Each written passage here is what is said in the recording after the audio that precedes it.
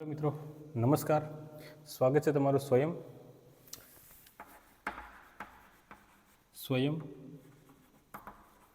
એજ્યુકેટરની અંદર. આજે આપણે અભ્યાસ કરવાનો છે સીઈટી જે વિન બુક છે, બરાબર. સીઈટી વિન બુક છે 2024-25ની આવૃત્તિ છે અને ધોરણ 5 માટે સીઈટી એનએમએમએસ, ધોરણ 8 માટે એનએમએમએસ, ધોરણ 6 માટે પીએસસી અને જેટલી પણ ગુજરાત ગવર્મેન્ટ જે પરીક્ષા લે એના માટે ખૂબ જ અગત્યની બુક જે છે.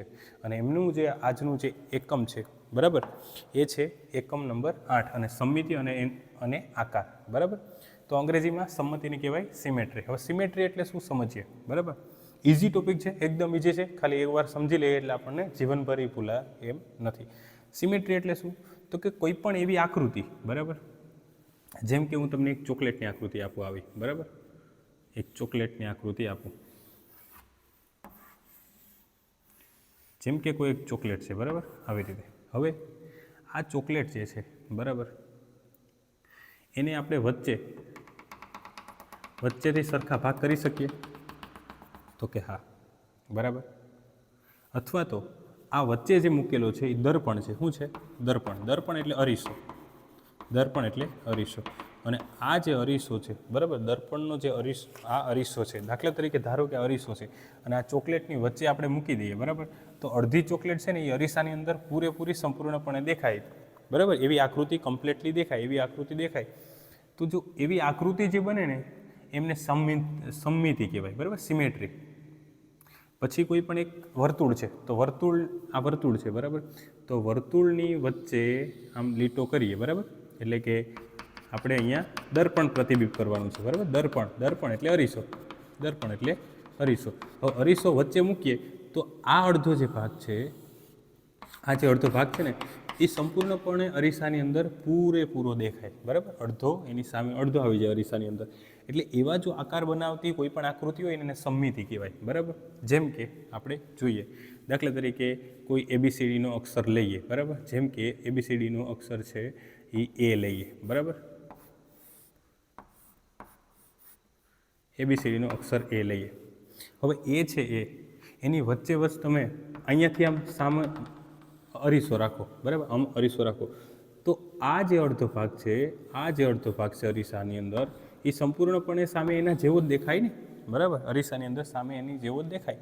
તો આ જે છે ને એને આ જે આકૃતિ સરખી બંધ બેસતી દેખાય, બરાબર, તેને સમમિતિ કહેવાય, બરાબર. અને સરખા જે બે ભાગ પડે એ કેવા હોય, બરાબર. તો અથવા તો સમમિતિથી પડેલા બે ભાગ છે કેવા હોય? તો કે એકબીજા જેવા સરખા હોય, બરાબર. જેમ કે આ છે વર્તુળ છે, ચોકલેટનો ભાગ લીધો, એક મૂળાક્ષર લીધો. હવે આપણે કોઈ એક જેમ કે ત્રિકોણ લઈએ, બરાબર. ત્રિકોણનો એક આકાર આવો હોય, આવું તમે શેપ જોયું હોય. હવે આને પણ અહીંથી વચ્ચેથી મૂકો, એવું જરૂરી નથી હો. અહીંયાથી તમે મૂકો તો જો એક સરખા ન દેખાય ને, બરાબર. તો આવું પણ બની શકે કે એક સરખા તમને દેખાય, અહીંયાથી દેખાય નહીં, પણ અહીંયા વચ્ચે તમે મૂકો ને તો આ જે પ્રતિબિંબ છે એ સરખું સામે દેખાય, બરાબર. તો આવા જે બે ભાગ પડે છે અથવા તો દર્પણ પ્રતિબિંબ મૂકતા આકૃતિ એના જેવી સામે દેખાય તો એ આકૃતિ સમમિતિ દર્શાવે છે એવું કહી શકાય, બરાબર. આગળ હવે આપણે અભ્યાસ કરીએ. તો આપેલી આકૃતિઓ છે એમાં ટપકાવાળી રેખા હોય, બરાબર. દરેક આકૃતિનો અડધો ભાગ દર્પણમાં દર્શાવે છે. આ ટપકાવાળી જે આકૃતિ, ટપકાને શું કહેવાય? તો કે દર્પણ કહેવાય, બરાબર. આ ટપકાવાળી જે આકૃતિ દર્શાવેલી છે, બરાબર, અહીંયા જ નહીં, અહીંયા આ ટપકા જે દર્શાવેલા છે ને દર્પણ એટલે કે અરીસો. વચ્ચે અરીસો રાખીએ ને તો એના જેવો જ આ અડધો ભાગ છે ને એના જેવો જ સામે સરખો દેખાય, બરાબર. તો આ જે બધી આકૃતિઓ છે ને એ સિમેટ્રી દર્શાવે છે. શું દર્શાવે છે? તો કે સિમેટ્રી દર્શાવે. હવે તમને એમ કીધું હોય, બરાબર, કે હવે તમને પૂછે છે કે સમમિતિની સંખ્યા જણાવો. જેમ કે તમને એમ કે વર્તુળ છે, બરાબર, તો વર્તુળની અંદર સમમિતિની સંખ્યા કેટલી છે? તો જો આમ કરો તો પણ એ બે સરખું દેખાય, આમ કરો તો પણ સરખું દેખાય, આમ કરો તો પણ સરખું દેખાય, આમ કરો તો પણ સરખું દેખાય, આમ કરો તો પણ સરખું દેખાય. એનો મતલબ એવો છે કે આ વર્તુળની અંદર આ જે સિમેટ્રી લાઈન છે ને, સિમેટ્રી લાઈન એટલે કે સમમિતિની જે સંખ્યા છે ને, કેટલી સમમિતિ બને છે? તો કે અસંખ્ય. કેમ કે વર્તુળની અંદર તો તમે કોઈ પણ બાજુ અસંખ્ય શું બને છે? તો કે સિમેટ્રી બને છે, સમમિતિની રેખા બને છે, બરાબર. તો આને જ કહેવાય સમમિતિ, બરાબર. હવે તો આ બધા આકારોની અંદર આપણે સમમિતિને જોઈ, બરાબર. એ સિવાય આગળ વધીએ તો તમને પૂછે કે સમબાજુ ત્રિકોણ હોય, બરાબર, સમબાજુ ત્રિકોણ લઈએ. હવે સમબાજુ ત્રિકોણ હોય, ધારો કે આ સમબાજુ ત્રિકોણ એટલે બધી બાજુ કેવી હોય, સરખી હોય. તો જો એને તમે અહીંયાથી મૂકો, બરાબર, તો અહીંયાથી કેવો દેખાય, તો સરખો, બરાબર. પછી અહીંયાથી જો આ પણ સમબાજુ, બધી બાજુ સરખી છે, અહીંયાથી પણ તમે મૂકો એટલે અહીંથી જો આ બે પણ સરખા દેખાય, બરાબર. અને અહીંયાથી મૂકો તો આ બે ભાગ છે એ સરખા દેખાય. એનો મતલબ એવો છે કે તમને પૂછે કે સમબાજુ ત્રિકોણ છે, જેમ કે આવો ત્રિકોણ છે, બરાબર, સમબાજુ ત્રિકોણ છે. તો આ ત્રિકોણની અંદર સિમેટ્રી લાઈન કેટલી છે, તો કે 1 2 અને 3, ચોક્કસ 3 જ આવે, બરાબર.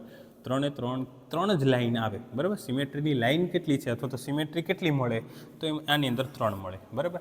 વર્તુળની અંદર સમમિતિ કેટલી મળે, તો કે અસંખ્ય. કેટલી મળે, અસંખ્ય. કારણ કે એનું કોઈ માપ નથી નક્કી કે અહીંયા જ મળશે, અહીંયા સંખ્યા છે કેટલી, અસંખ્ય મળશે, બરાબર. પછી તો કે આની અંદર કેટલી મળે, તો આમ આડી ન જોવા મળે, જો ઊભી જ આની અંદર સમિતિ જોવા મળે છે, એટલે આની અંદર સમિતિની સંખ્યા છે 1 છે, આની અંદર અસંખ્ય છે. આની અંદર કેટલી છે, તો કે 1 છે, બરાબર. આની અંદર 1 જ છે, આની અંદર 3 છે, બરાબર. આની અંદર 1 છે, સમિતિની જે સંખ્યા છે. આની અંદર જો આમાંય જોવા મળે અને આમાંય જોવા મળે. જો તો આની અંદર કેવી છે, તો કે 2 લાઈન જોવા મળે, બરાબર, 2 છે. આમાંય જોવા મળે, આમાંય સરખી દેખાય, અને આમ આ રીતના ભાગ રાખો તો પણ સરખી દેખાય, બરાબર. ચોકલેટનો એક પ્રકાર ભાગ જોયો. પછી આની અંદર કેટલી, તો કે આની અંદર તો અસંખ્ય દેખાય, બરાબર. વર્તુળ હોય તો એની અંદર અસંખ્ય સિમેટ્રી જોવા મળે છે, બરાબર.